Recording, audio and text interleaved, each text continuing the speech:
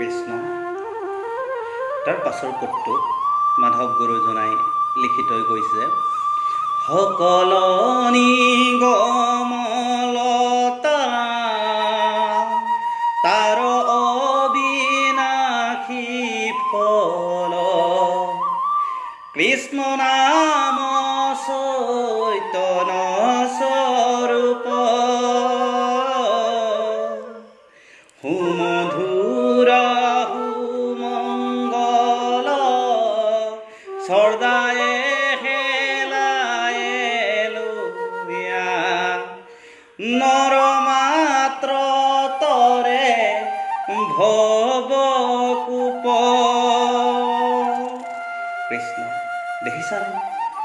এই মৎস্য কুৰ্ম নৰসিংহ, বামন পৰশুৰাম, হলিৰাম বৰা শ্ৰীৰাম, বুদ্ধ কল্কী নামে দৰ্শ, আকৃতি যিজন ঈশ্বৰে ধৰিছে, সেই ঈশ্বৰ কৃষ্ণৰ নাম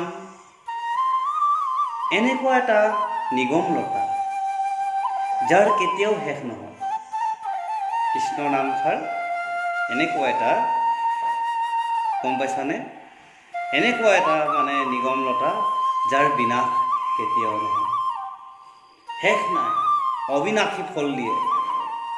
যি নাম ল'লে অবিনাশী ফল দিয়ে।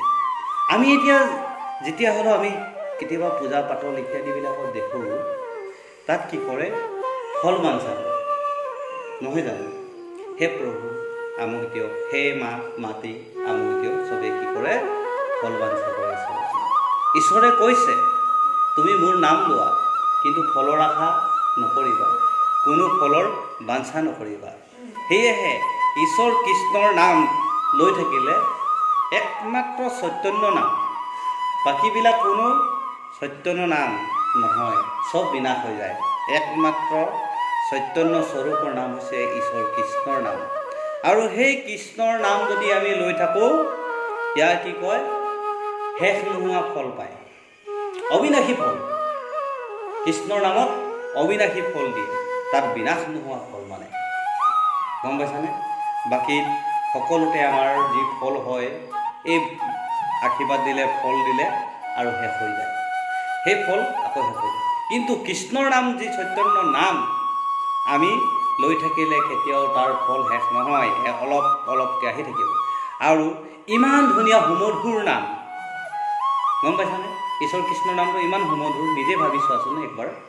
কৃষ্ণ বাপ আহকচোন, নহয় জানো? সেই কৃষ্ণ প্ৰভু আহকচোন, বাপ আহক, পদাপন কৰক কৃষ্ণ। কিমান ধুনীয়া, শুনিও ভাল লাগে, নহয় জানো? এই কৃষ্ণৰ নাম আমি কি হ'ল? শ্ৰদ্ধা কৰোঁ, শ্ৰদ্ধাই লোৱা বা হেলাতে লোৱা, গম পাইছানে? হেলাত লৈও অজামিলে পাইছিল, গম পাইছানে? ঈশ্বৰ কৃষ্ণ নাৰায়ণৰ নাম অজামিলে কি কৰিছিলে? হেলাতে লৈছিলে। মানে পুতেকৰ নামটো নাৰায়ণ ৰাখিছিলে তো, অজামিলৰ পুতেকৰ নাম। তেতিয়া মৃত্যুৰ সময়ত অজামিলে কি কৰিছে? নিজৰ পুতেককে নাম মাতিছিলে, নাৰায়ণ নাৰায়ণ নাৰায়ণ, এফালে আহা এফালে আহা বুলি সৰু পুতেকৰ নাম লৈ আছিলে। আৰু সেই সৰু পুতেকৰ নাম লৈয়ে অজামিলে যমৰ দূতৰ পৰা ঈশ্বৰ কৃষ্ণৰ দূতে অজামিলক উদ্ধাৰ কৰি লৈ গৈছিল।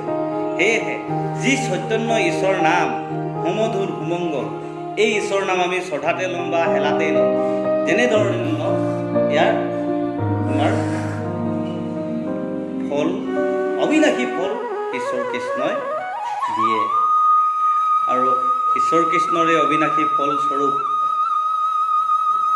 শ্ৰদ্ধাত ল'লেও হেলাত ল'লেও তেওঁ নামস্বৰূপ লৈ থাকিলে অবিনাশী ফল পোৱা যায়। এতিয়া চৈতন্যময় ৰূপ কেনেকুৱা? এতিয়া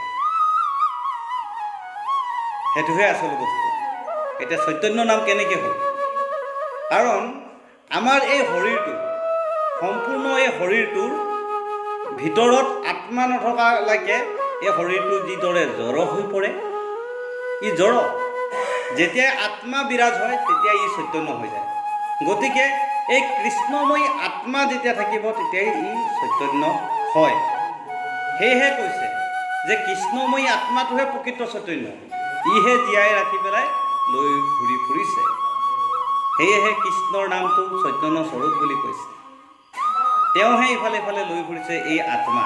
সেইকাৰণে কৈছে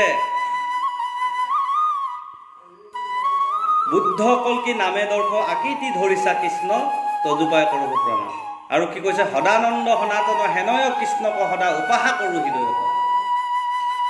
সদানন্দ সনাতন যিজন সনাতন ঈশ্বৰ কৃষ্ণ, সদানন্দ সনাতন হেনয় কৃষ্ণক সদা উপাসা কৰোঁ হৃদয়ত। এই হৃদয়ত যিজন বহি আছে তেওঁ থকালৈকে আমি চৈতন্য হৈ থাকিম, তেওঁ নাথাকিলে আমি এই শৰীৰটো জড় হৈ যাব।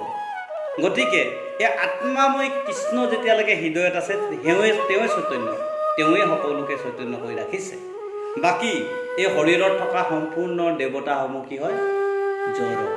চৈতন্যময় যদি ঈশ্বৰ কৃষ্ণ আমাৰ হৃদয়ত নাথাকে, আমাৰ চকুত থকা আদিত্য দেৱতা নাথাকে, কৰ্ণত দিশ থাকে, দিশ দেৱতা নাথাকিব, কণ্ঠে সৰস্বতী থাকে, সৰস্বতী নাথাকিব, নাভিৰ ওপৰৰ অংশ ব্ৰহ্মা থাকে, যদি হৃদয়ত কৃষ্ণ নাথাকে এই ব্ৰহ্মাও নাথাকে।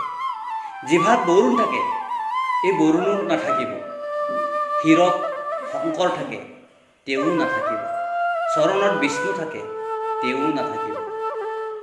হৃদয়ত থকা কৃষ্ণ চৈতন্য যেতিয়াই নাথাকিব, হস্তত থকা ইন্দ্ৰও, হাতত ইন্দ্ৰ থাকে, সেই ইন্দ্ৰময়ী দেৱতায়ো কাম কৰিব নোৱাৰে।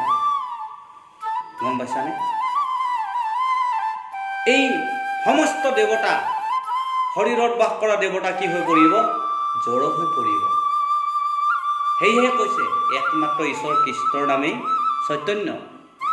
সেই আত্মাময় কৃষ্ণ আত্মা আমি যদি বোধ কৰোঁ, তেতিয়া আমাৰ কি হয়? অবিনাশী ফল কোনে দি আছে? এই আত্মাটোৱে দি আছে। অহৰহৰ উশাহ লোৱা নোলোৱা, যি অক্সিজেনৰ যিটো মানে চলন ফুৰণ, গোটেইখিনি কৰ্ম কোনে কৰি আছে? হৃদয়ত বহি থকা আত্মাজনে। সেইকাৰণে কৈছে কৃষ্ণই হৈছে একমাত্ৰ চৈতন্য স্বৰূপ। আৰু এই কৃষ্ণৰ নাম যদি আমি লওঁ, এই শৰীৰটোৱে অবিনাশী ফল পায়। আত্মা বোধ হৈ থাকিলে অবিনাশী ফল পোৱা যায়। আৰু এই নাম লৈ থাকিলে আমি কি হয়?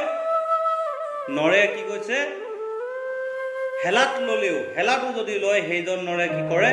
এই ভৱকূপ আনন্দৰে ভৱকূপৰ পৰা তেখেতে পাৰ পাব পাৰে। কৃষ্ণ।